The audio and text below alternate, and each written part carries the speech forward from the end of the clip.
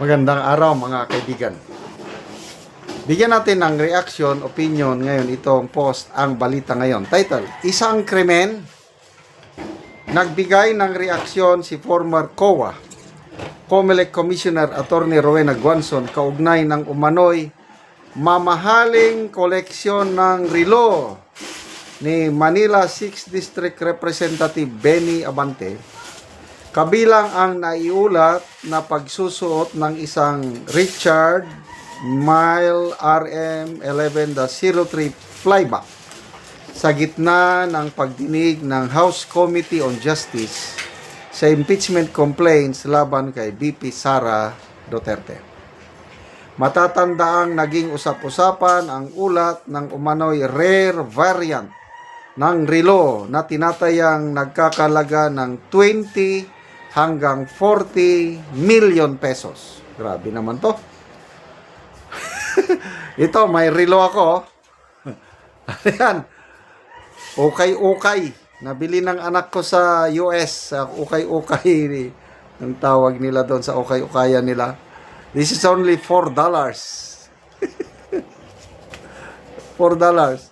Sa kanya naman, 20 to 40 million pesos. Ano ba yan?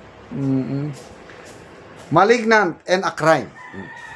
Sa kanyang payag, diritsahang sinabi ni Atty. Guanzon, if you, Congressman Abante, has no other means of income other than being congressman, then wearing a very, very expensive watch is malignant and a crime.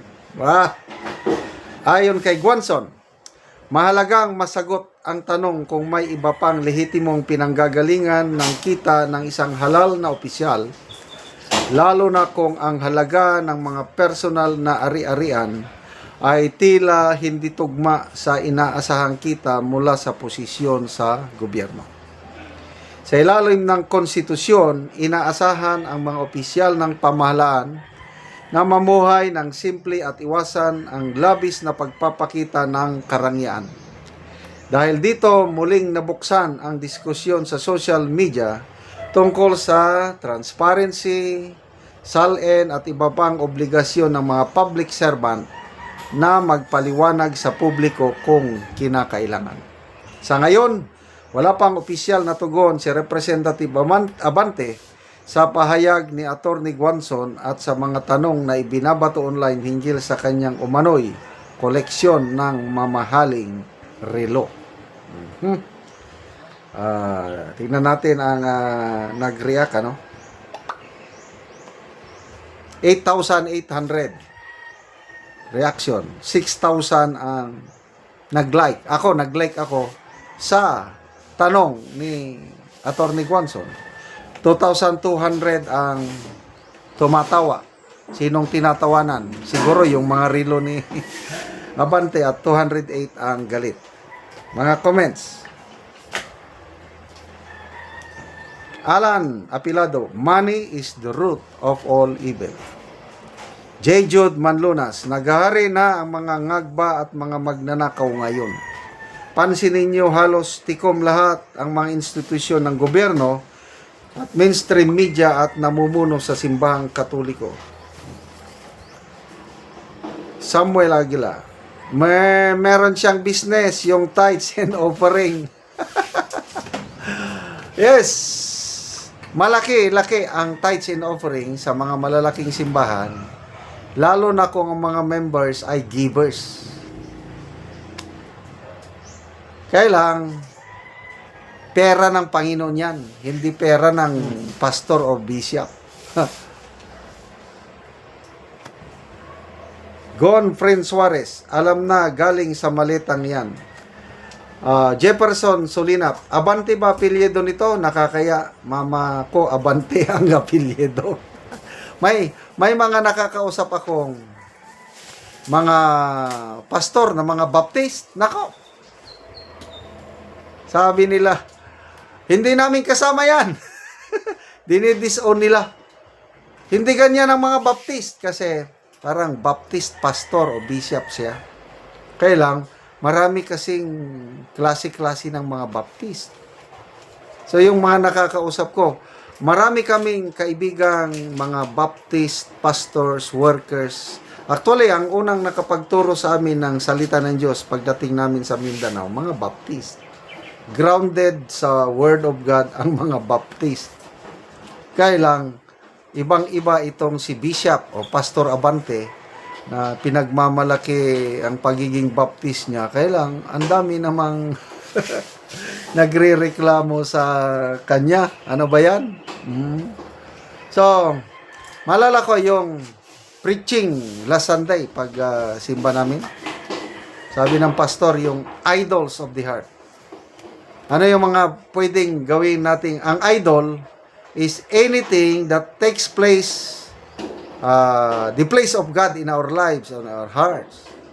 Na yung bagay na yon ang nagbibigay sa iyo ng kaligayahan at hindi ang Diyos. So ano yon? Yan, pera. Isang idol, ang pera. Ano pa? Possession o material wealth, kagaya ng relo, bag, mamamahaling sakyanan.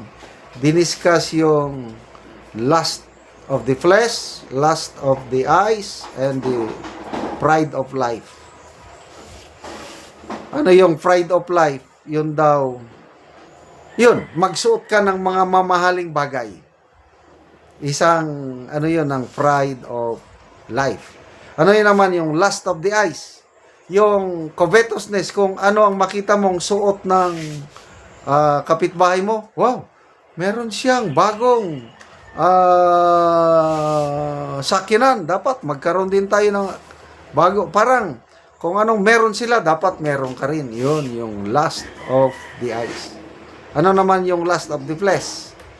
Most often, sexual sin ito. Kailang, pwede rin, ano ito, yung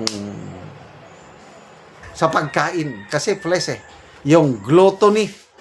Yung sobrang, ano mo sa pagkain na wala ka ng control, gluttony. So, lust of the flesh. So, yun po ang iwasan natin. Lust of the flesh, lust of the eyes, and the pride of life. Okay, salamat mga kaibigan sa inyong pagsubaybay sa ating channel. Nakakatulong kayo ng malaki sa Tribong Talandig ng Bukidnon dahil ang income natin sa channel na ito is pantulong po sa tribo. Namimigay tayo ng libreng yero at pako para naman itong tribong ito makapagpatayo sila ng mas maayos na tirahan. Panoorin nyo ang video na ito. Karon mo na ni ang natagaan na mo og yero. Mag-atop na ni siya karon. So mo na ni ang iyang atopan. Gagay man siya. Yeah, salamat.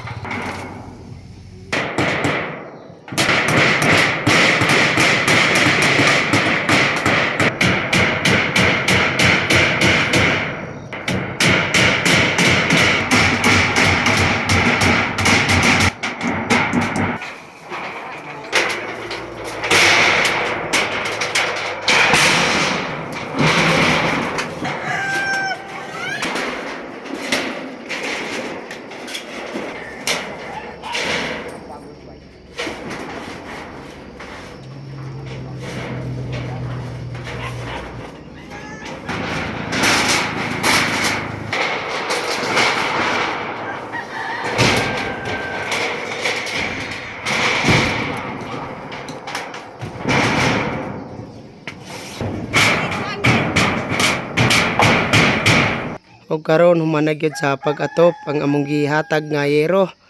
So naka-atop na gyud ang gitagaan namo sa yero. Salamat sa Ginoo og ang nagtabang og sen nga nakabalay na gyud me. Kay katong una nga among balay gilupad sa hangin. Katong nagbagyo. Nagisi-gisi og nangayo dahil mi nagampog gyud ko sa Ginoo nga maatagang gyud mi sen og niana. Nakabalay na gyud me. Salamat.